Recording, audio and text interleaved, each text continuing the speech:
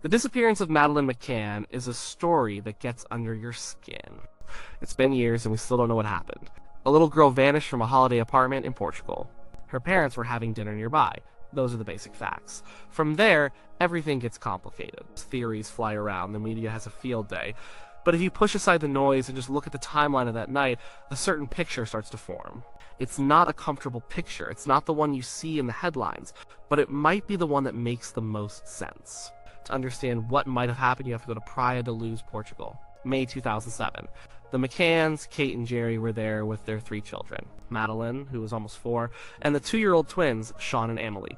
They were on holiday with a group of friends, all doctors like them. They called themselves the Tapas 7. Every night, they had a routine. They'd put the kids to bed in their ground floor apartments. Then the adults would go to a tapas restaurant inside the resort. It was about 50 meters away. Close enough to see the apartments, but not close enough to hear what was going on inside. They would leave the patio doors to their apartments unlocked so they could go in and check on the children without fumbling for keys. They took turns doing checks every half hour or so. This routine is important. It's the foundation of everything that happened on the night of May 3rd. That day, May 3rd, was a normal holiday day. The family spent time by the pool. Kate and Jerry played tennis. In the late afternoon, Madeleine asked her parents a strange question. "Mummy, why didn't you come when Sean and I cried last night?" Kate couldn't remember hearing them cry. This detail would later become a focal point. Was it just a child's odd comment? Or was it a clue that the children were being left for longer than their parents admitted? The evening began like all the others. The McCanns put their children to bed around 7 p.m. Madeleine was in a bed near the door. The twins were in cots on the other side of the room. The parents read them a story. At about 8:30 p.m., Kate and Gary left the apartment, 5A, to join their friends at the tapas restaurant. They left the patio door at the back unlocked, but closed. The front door was locked. This is where the timeline becomes critical. Every minute matters. The group is seated at the restaurant by about 8:40 p.m. The mood is light. They're on holiday. Around 9:05 p.m., Jerry McCann decides to do the first check. He leaves the restaurant and walks to the apartment block. He doesn't go in through the unlocked patio door at the back. He goes to the front of the building. He told police he entered through the main door of the apartment using his key. He saw that the children's bedroom door was wide open. He said he remembered closing it almost completely before they left. He went in. He saw all 3 children sleeping soundly in their beds.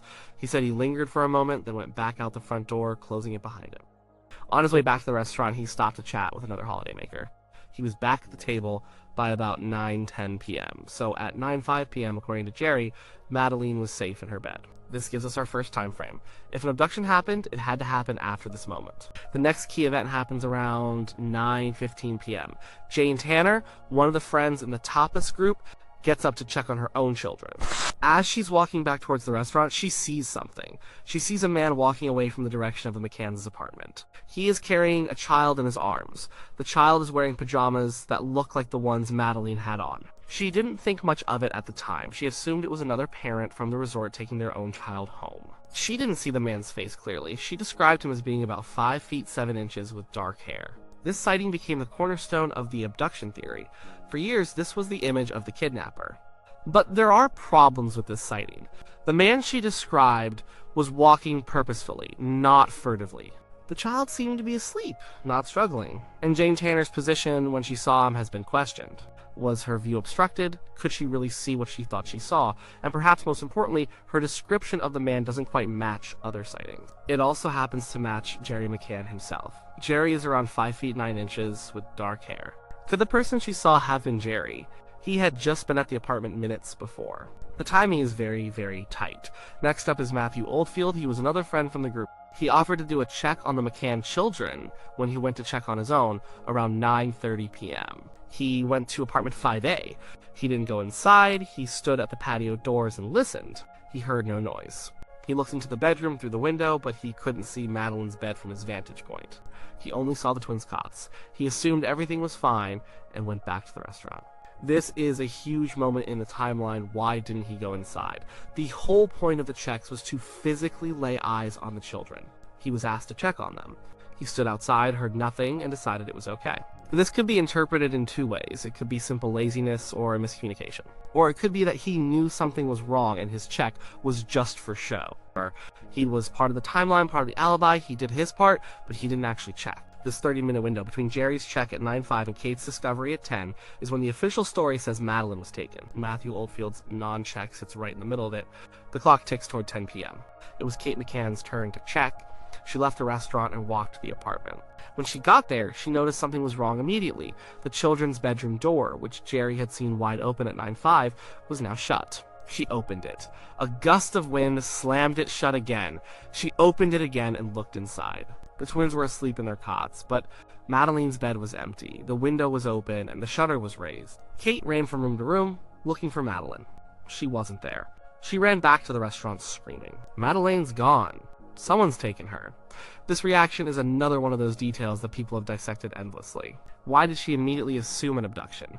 Why not Madeleine's missing or I can't find Madeleine?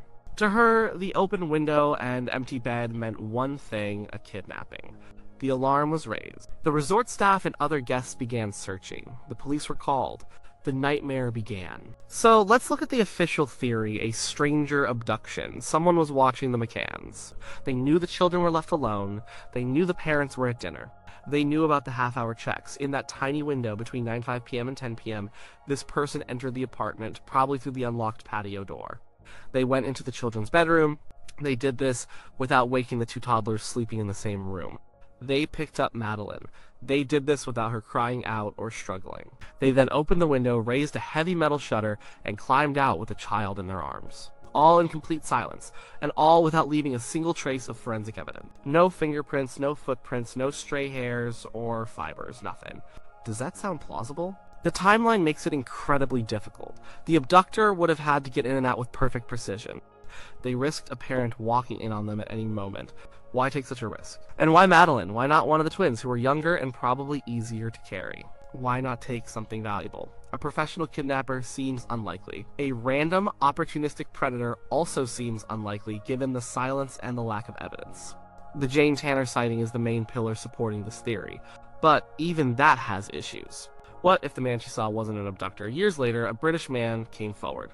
He was on holiday in the same resort. He said he was carrying his own daughter, who he had just picked up from the resort's night crash at that exact time. His daughter was wearing similar pajamas. He fit the description. Was this the man Jane Tanner saw? If so, the main piece of evidence for an abduction at 9:15 p.m. disappears. There's also the Smith family sighting. An Irish family, on their way home from a night out, saw a man carrying a child around 10 p.m., very close to the McCann's apartment. This was after the alarm was raised. The man looked awkward, like he wasn't used to carrying a child. The child was blonde and wearing light-colored pajamas. This sighting seems more credible. It happened at a time when Madeleine was definitely missing, but the description of this man was different from the man Jane Tanner saw. So which was it? Were there two men carrying children that night? It all gets very confusing. The abduction theory, while simple on the surface, starts to fall apart when you examine the details of the timeline. It requires an almost supernatural level of stealth and luck from the kidnapper. This leads us to the second theory, the one nobody wants to talk about, the one that the Portuguese police eventually focused on, making Kate and Gary McCann official suspects, or arguidoses. This is the theory of an accidental death and a cover-up. This theory is much darker. It suggests there was no abductor. It suggests Madeleine died in the apartment sometime on May 3rd, and the whole abduction story was a lie, a desperate attempt to cover up a tragic accident. Let's revisit the timeline from this perspective. What if something happened to Madeleine before dinner? The McCanns were both doctors. It's known they gave their children medication, like Calpol, to help them sleep. Is it possible there was an accidental overdose, or maybe a fall? Something that happened, and in a moment of panic, they made a terrible decision. This is pure speculation, of course. There's no proof of an accident. But it provides a motive for a cover-up. Let's say Madeleine died sometime in the late afternoon or early evening. The parents put the twins to bed. They now have a terrible problem. What do? They are in a foreign country. They are respected doctors. Their careers and lives would be over. So they create a story. The tapas dinner becomes an alibi. The whole group is in on it. The regular checks are not to ensure the children are safe. They are to create the illusion of normalcy.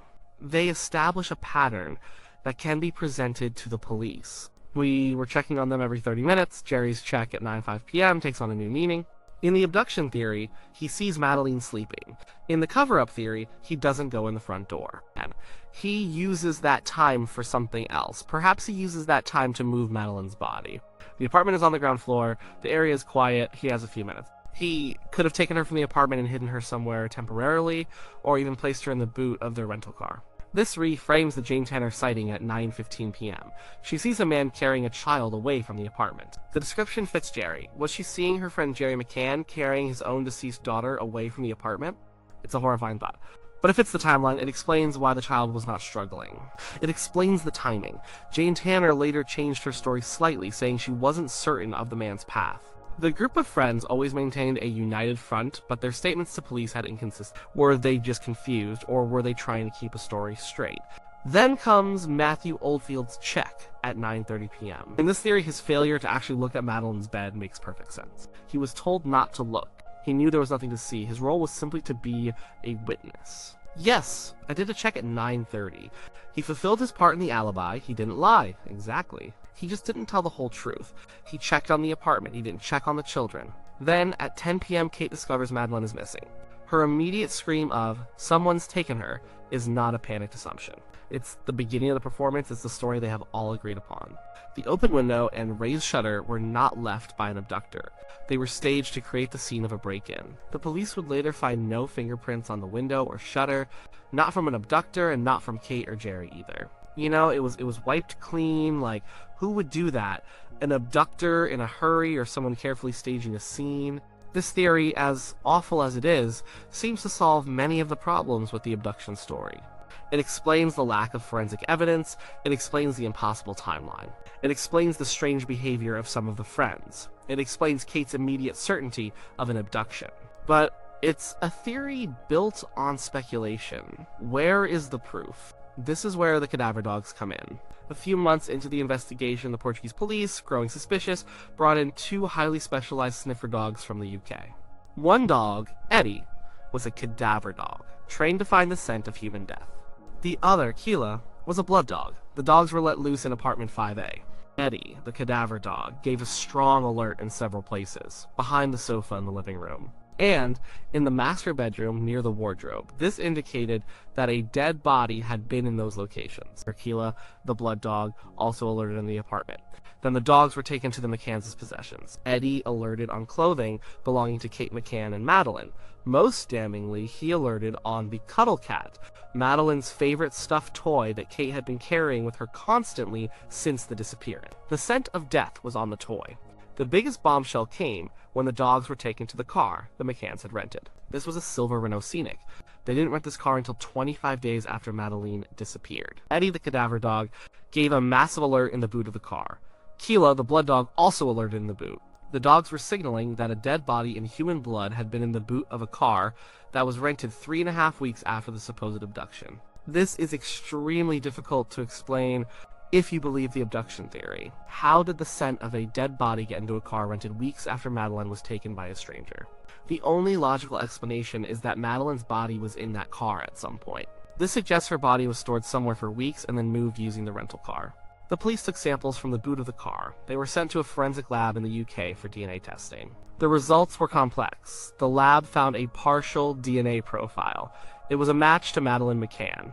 But it was a mixed sample, with DNA from other people, and the result was too low to be considered conclusive evidence in court. The McCann's supporters argue the DNA evidence is meaningless, but the dog alerts are harder to dismiss. These are highly trained animals. Their handlers were certain about the alerts.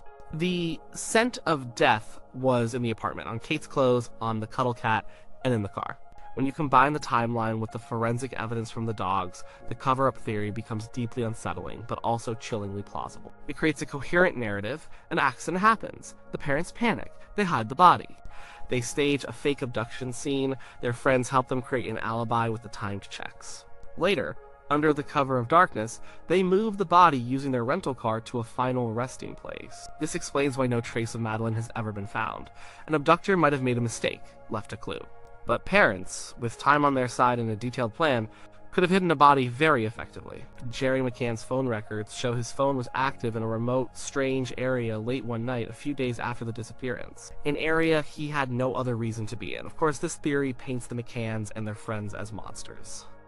It's hard to believe that a group of educated, respected doctors could conspire to cover up the death of a child and then lie to the world for years, putting everyone through a massive, expensive, and emotionally draining search. It requires a level of cold, calculated deception that seems almost inhuman. And that's the conflict at the heart of this case. You have two main theories. One is the stranger abduction. This theory preserves the innocence of the parents. It gives hope that Madeleine might still be alive somewhere, but it requires you to believe in a phantom kidnapper who was a master of stealth, left no evidence, and operated within an impossibly tight window of time. It requires you to ignore the powerful evidence of the cadaver dogs. The other is the accident and cover-up. This theory aligns much better with the timeline and the forensic evidence. It explains the lack of a break-in, the odd behavior, the dog alerts, and the evidence in the car. It provides a logical, if horrifying, sequence of events, but it requires you to believe that the grieving parents you saw on television were actually the architects of a massive lie. It requires you to accept a very dark version of human nature. There are other minor theories. A botched burglary, where the thieves were surprised by Madeleine waking up and panicked, taking her with them. This suffers from the same problems as the abduction theory. Why take the child? It's a huge risk for a burglar. And again, no evidence was left behind, so what is the most plausible theory? Plausibility isn't about what we want to be true. It's about what fits the facts. The hard truth is that the timeline of May 3rd, 2007 makes a stranger abduction very difficult to believe. The window of opportunity was tiny. The execution would have had to be flawless. The lack of any evidence left at the scene is a huge red flag. When you add the evidence of the dogs, the case against the abduction theory becomes even stronger. The scent of death in the apartment and in the car rented weeks later is the elephant in the room. You can try to explain it away. The dogs make mistakes. The DNA was inconclusive. But it's a lot to explain away. The theory of an accident and a cover-up, while emotionally much harder to accept, provides an explanation for almost all of the strange and contradictory elements of the case.